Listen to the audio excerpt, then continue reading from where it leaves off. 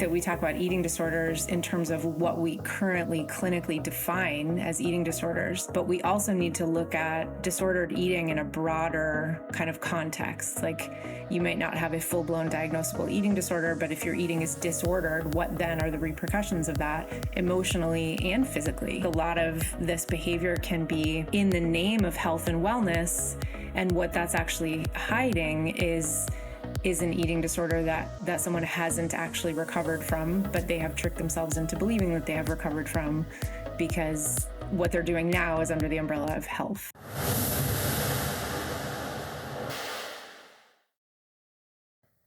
Welcome back to the show, MaryCatherine. I'm so excited to have you here. Thank you so much for having me back. I so enjoyed our first conversation, and I can't wait to dive in today.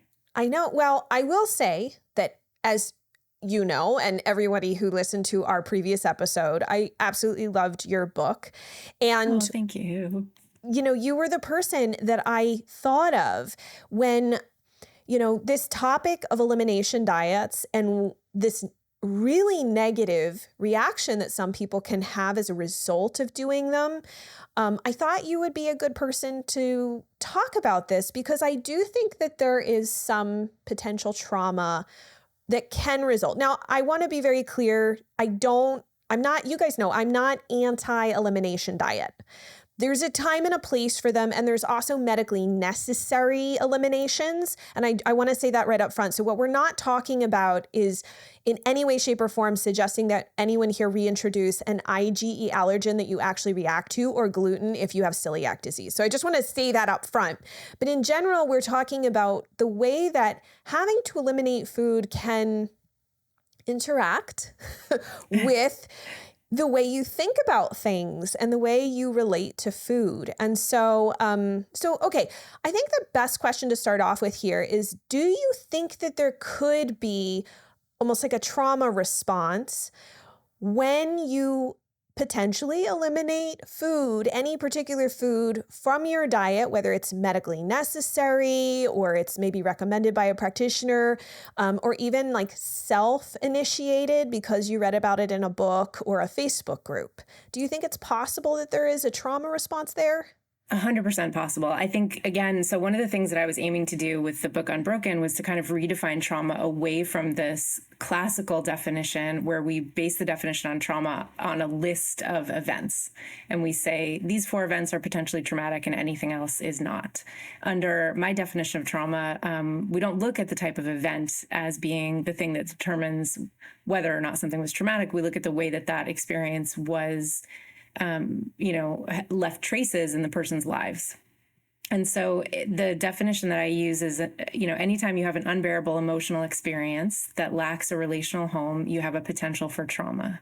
And I think that having to go on an elimination diet, or feeling like you have to go on an elimination diet because of something you've seen or feel like you're trying to figure out, can absolutely be an unbearably, overwhelming emotional experience. Because when we look at the areas of our lives that are foundational, nutrition and being able to eat freely is one of those areas. And so when you start having to cut things out or feeling like you have to cut things out, you've automatically got overwhelm. And then, when you feel like you can't talk to anyone about it, you have a lack of a relational home, or you try to talk to people about it and they don't understand, it can absolutely be a trauma for sure. And I think the other thing is that a lot of the reason that people go on elimination diets is because there's some sort of thing going on with them that doesn't make sense. And so that can be experienced as like a body betrayal. I'm trying to eat, I'm trying to do this very normal thing, and my body is betraying me. And that is also potentially traumatic. And so I think, and then to your point about like coming back in and trying to reintroduce things and not being able to, is a whole separate potential trauma. So I think there's a lot here that's potentially traumatic for sure. And you're not just looking at this as a mental health professional. Like, yes, you have experience. I think people would love to know why you personally understand this. Yes. So there's 2 things. I have celiac disease, and I was diagnosed. I think I had symptoms when I was a kid, but I wasn't diagnosed until 2006. So I was 24. That that is a tricky thing, and has become a lot easier in some ways, and then also trickier in other ways. So we can maybe dive into that if you want. And then I also struggle with migraine. And I really was running into a wall with medications not working, medications having horrific side effects, and then also not working. And I went on an elimination diet that helped tremendously and made me absolutely terrified of food. And so I went through decades of life, and I'm only just kind of coming out of this now. It's going to sound silly, but I reintroduced apples in the fall. I hadn't had an apple in 15 years. Not actually a trigger for me, but I had stayed away. And staying away from apples is hard because apple cider vinegar, apple sauce, apple is in a lot of stuff. And so I'm only just kind of starting to come out of that now. And it's still really tricky because for me, going back to this idea of a trauma response, whenever I would eat, I would panic because my brain started to associate food with pain and distress. And so anytime I ate, it was like, what's going to happen to me? And I lived in that for a long, long, long time. This episode is brought to you by my line of professional grade supplements called NutriQuel. I crafted these supplements especially for those struggling with chronic skin rash issues and based the formulations on my extensive research and clinical experience in my private practice. They are made from the highest quality ingredients and tested to be free of different allergens so that you can support your gut, liver, and overall health with the formulas that I've found work best for my Skin Rash Warrior clients without triggering a flare. I'm excited to share them with you, so check them out at quellshop.com and use the coupon code GET15OFF to get 15% off your first order. I'll put a link in the description below. And now let's jump back to the video. And I can relate to that as well because many of my listeners know I stopped eating chicken eggs back in 2008, along with gluten and dairy, but chicken eggs caused a severe stomach pain that was so bad that I thought that I was having a heart attack. And I was about to drive myself to the hospital. I became violently ill. I do not, by the way, have an IgE allergy to it. It was just a severe sensitivity. But that experience of becoming so, again, to your point, pain, so much excruciating pain that I became afraid to eat them again. And it wasn't until I think 2015, 2016, I ran into Dr. Terry Walls and I had mentioned this to her and she's like, oh, you should try duck eggs. It took me I think it almost took until 2020 or 2021 until I finally worked up the courage to try duck eggs. And I not only spent days mulling over how I was going to do this, and was there a day where I could be violently ill and sick and it wouldn't be too bad? I mentally prepared myself for this horrific thing that never happened. I was completely fine and it was such a blessing. And then trying to reintroduce chicken eggs this past year was the same thing. And I'm actually okay with them now. Thank goodness, made breakfast so much easier and life so much easier. But I do understand that the fear can become so real and paralyzing. Mm-hmm. And think about that as an adaptation, right? So the trauma response is a set of adaptive responses that we have to danger. And so your nervous system is doing what it thinks is helpful by saying, no, we learned that chicken eggs are literal poison. And so when it comes to reintroducing them, you have to work against the trauma response that was established by that traumatic event that you had where you thought you were dying. And that requires a lot of time and preparation because you're working against your biology and your kind of foundational wiring.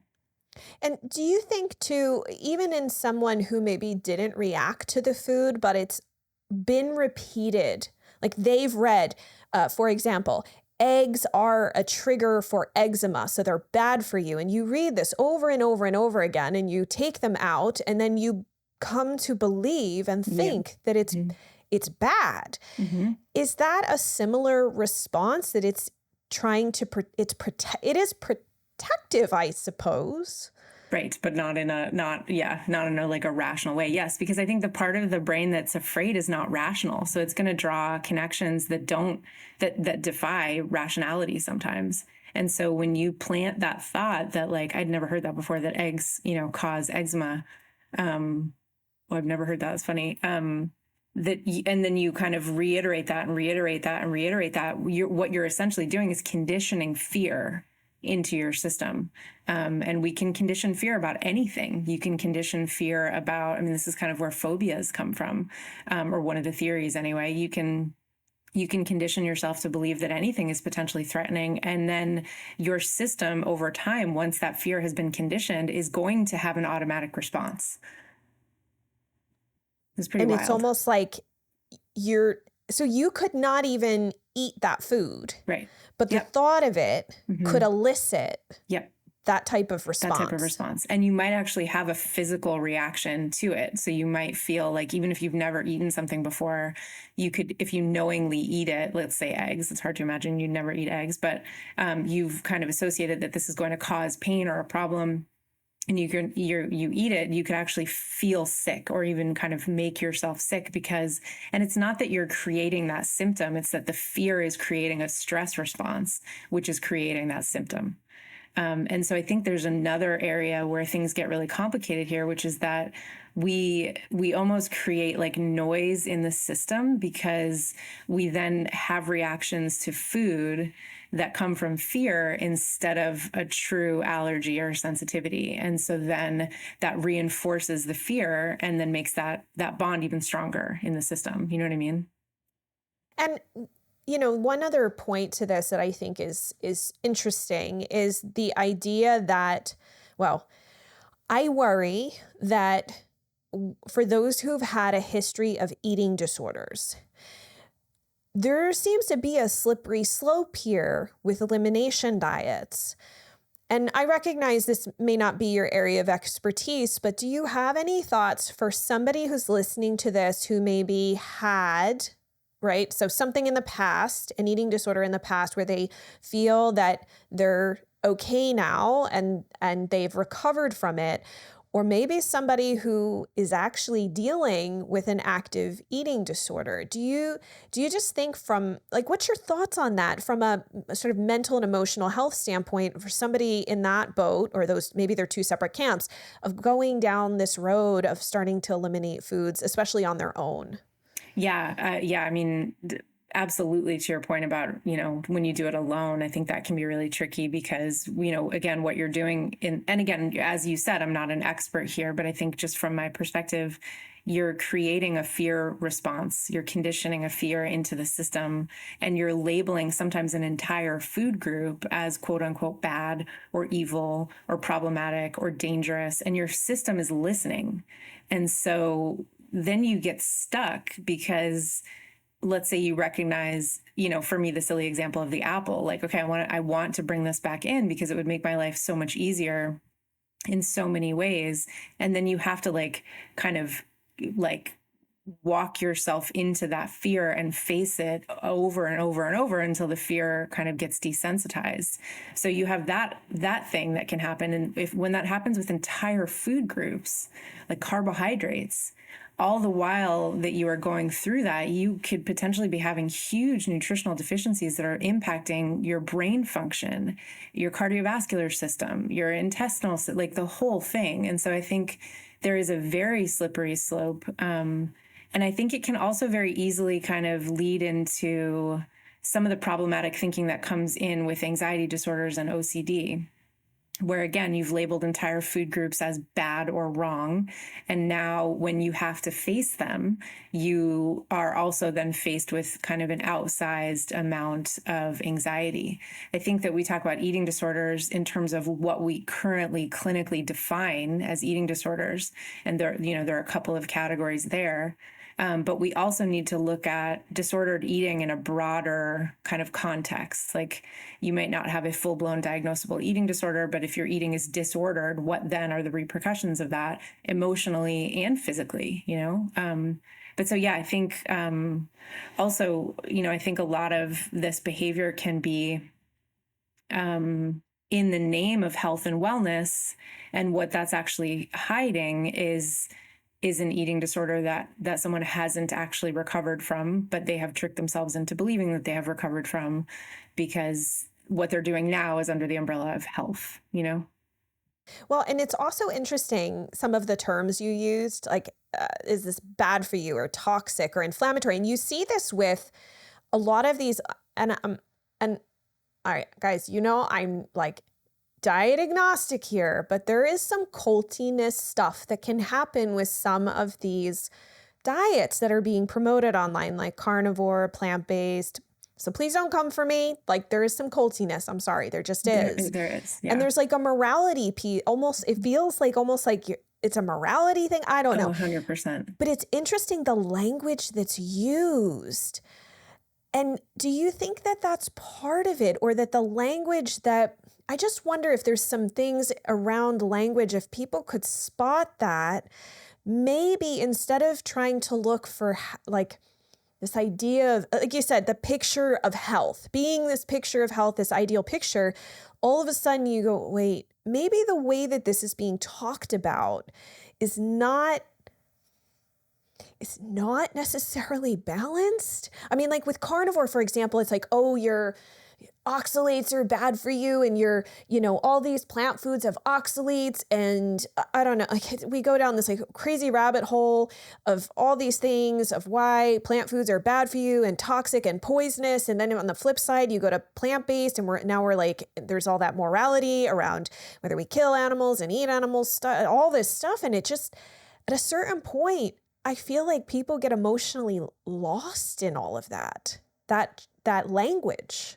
Oh, absolutely. And I think that like one of the things that I always watch out for, and this is true in any arena, but I think it's especially obvious in what we're talking about, is when people are reducing very complicated systems to really simplistic models. And so we say, like we were talking before, oils are bad. Or, like meat is bad, or these things are inflammatory, or this is toxic. The thing that kind of I always try to look for is like, that's far too reductive, right? Oils are complex. There are some oils that can cause certain things and other oils that can cause other things. And some of them can be beneficial to, let's say, like your cholesterol. Some of them can be detrimental to your cholesterol. Like, it depends. And there's also not any kind of respect for like the bio-individuality aspect, where if you have a genetic high cholesterol, then this oil might be bad for you, but for someone who doesn't, it's going to be something different. There's no sort of respect for the complexity. And then I think you're right. Like when we get into this language of morality, right, this should be a space where morality comes up in certain ways, right? How are we treating the animals that we are butchering, for example? That's a question where we can ask morality. But whether a food is evil or not, like that seems to me to be kind of fundamentally strange. I also think that it comes up in the fact that we are obsessed with elimination and rarely talk about additive changes. And so something I've been looking into just for my own health is like adding things for hormone support, right? Which is, has nothing to do with eliminating entire food groups, but that's not as sexy. It's not as talked about on Instagram or social media because it doesn't have this like veil of, you're entering into this like good versus evil discussion. You know what I mean? Mm-hmm. I just think that's interesting. Yeah. And I think this kind of goes to the point where we were talking off the air first about wellness influencers. And there really is a toxicity, unfortunately. Like some people are like, why do you follow this person? And I'm like, well, I don't follow them because I agree with them. I need to know what they're saying because people inevitably ask me, in a total panic about a particular video that they saw. And now they think that these things that they've been eating are going to kill them, poison them, whatever. And they're like, I can't drink this. I can't do that. I can't.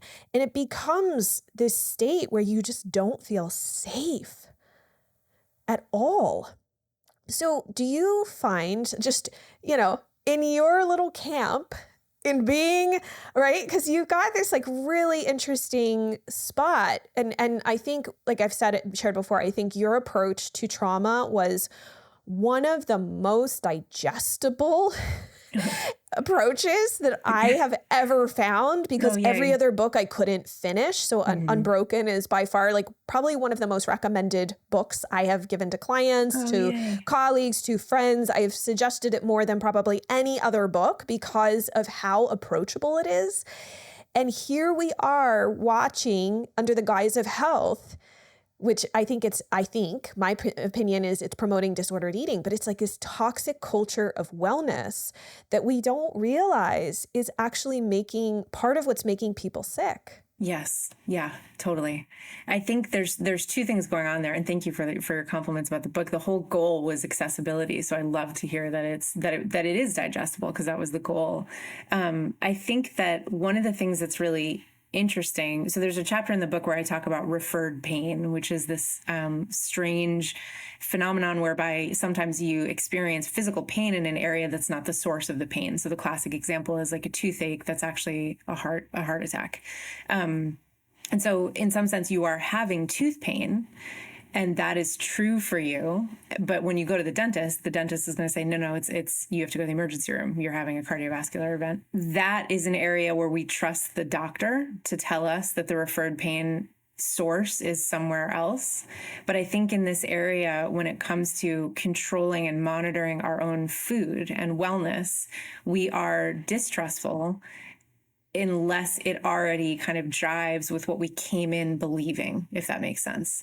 And so if you have this set of beliefs about foods that are toxic or inflammatory, and then foods that are good, and then you go to the doctor and your doctor says, look, you've got a real nutritional deficiency, you need to start adding back in, something that's on your toxic list, you are going to go find somebody on Instagram who disagrees with that doctor and then go with that, and I think that's really problematic and scary. And I think what it reveals is the second thing, which is that whenever we see something like this happening, like across society, I think it's really interesting to think about why are we suddenly so obsessed with ingesting food, ingesting toxins? And I think, on the heels of the pandemic, we are dealing with an incredible amount of unprocessed trauma. And I don't think this is the whole thing, but I think this is a layer that might explain what's going on. And the response to that is to overexert control. We are in a space of hypervigilance and panic that we haven't addressed.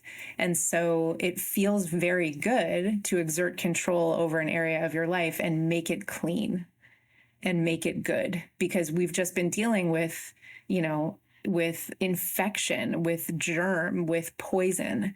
And so now it's like, okay, no, well, I don't know. I can't control the outside. I can't control whether there's going to be another pandemic or if COVID is still going on or if there's another wave or whatever, but I can control the cleanliness of my body. And so this sort of, this paradigm of the like clean, perfect wellness guru can rise up out of that and start to look really attractive. Does that make sense at all? It does. Well, I mean, this is another question towards that. Like, is it possible that these types of messages could be almost addictive? Mm-hmm. Oh, totally. Yeah. And I think if you think about, there's different theories about where eating disorders come from and how they crop up, but a lot of it is, or there's at least one theory that says that it's a way to gain control over a world that feels outside of your control. And so I think that one of the things that's maybe driving us to wellness in this really singular reductive way is that we feel out of control. And so we get a huge blast of dopamine when we feel like we have exerted control in a world that has just been revealed to us unequivocally as out of control. And so it's like, yeah, it can absolutely become addictive because you feel like you're doing something good and healthy and clean in a world that feels scary and awful and threatening, And it also is, in some regards, well, I think that's the one thing I learned from your book, right? That the trauma is well-meaning. It's meant to be protective. Totally. The response to it, I guess I should say. But in some regards, it can lead us astray. Mm-hmm. Yeah. So there's this arc that we'd never talk about where because we either talk about things being adaptive or maladaptive, but we don't talk about the arc that connects those two things, which is that often the fear response is adaptive. It is trying to protect you. So the kind of silly example that I always use is like if you had a night with tequila that didn't end well, then your body, whenever you even smell tequila, is going to be like, that's poison. We're not ingesting that. If you try to ingest that, we're going to bring that right back up, And so that's adaptive, right? Your body is trying to adapt to a poison. It's linked that taste with poison, and so it's going to try to get rid of it.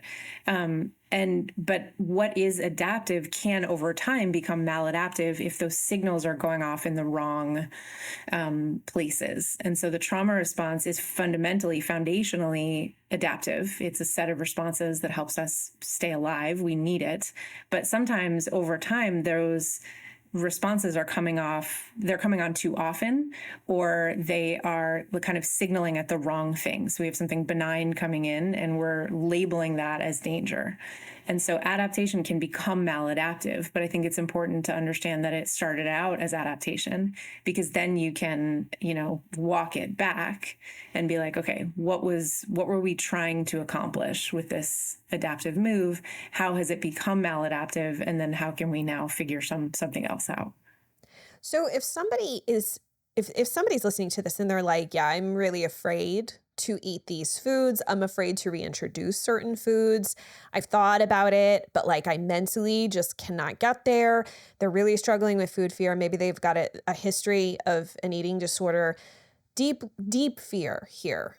Or they're also consuming. I think we have to be careful what we surround ourselves with, what we consume. So what are some thoughts on your side of this camp on how can you begin to, I hate to say deal with this, but what are some things that somebody could start to do? Because I hate to see somebody who's literally whittled themselves down to 5 foods. And yes, everyone, this has happened. I have worked with multiple people in this camp who cannot reintroduce foods and have felt like they should have become healthier the more they restricted, and they're not. They're actually sicker.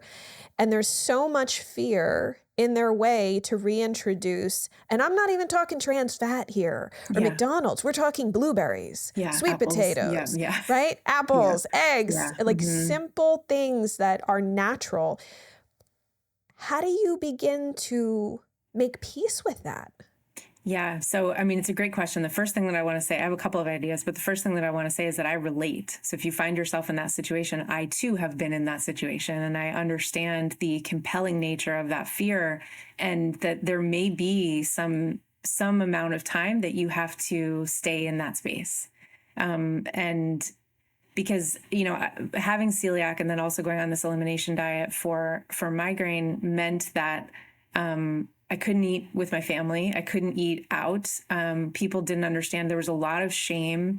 Incredible emotional response would happen when someone would judge what I was trying to do, or if I said, "Oh, I can't eat that because it has this ingredient, which is this, and that might be MSG or whatever." So it caused a lot of distress and noise around eating. And that's really painful and complicated and can make your life really small. And sometimes when you feed the system anxiety, it continues to reproduce anxiety. And so your life starts to get smaller and smaller. This happens with any trauma. There's a moment when the fear is relevant and important, and then there's a moment where we have to push against it.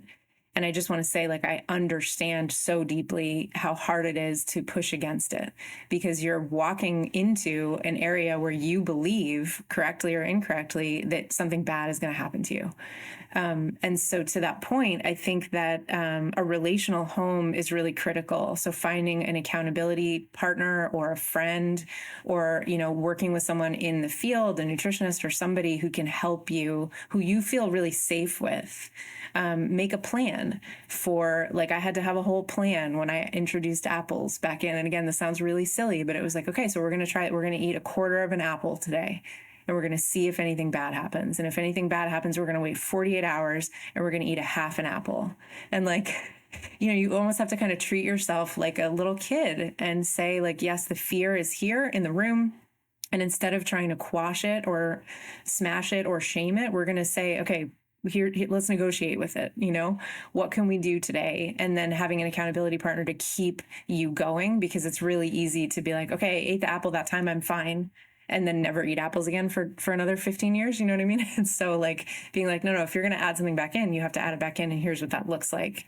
And having a relational home, a place where someone can help you bear that overwhelm, is incredibly helpful, because they are outside of your fear brain that is telling you that you're about to ingest poison. And they can also help you make a plan for, okay, if you don't feel well, if you're violently ill, here's the plan. Here's what we're going to do to make that okay, And then there's this concept in somatic experiencing therapy, which is a modality founded by Peter Levine, who wrote Waking the Tiger, which is a great book on trauma, about titration, which is that you, instead of trying to blast through the pain or the fear, you kind of walk into it and then you walk back out.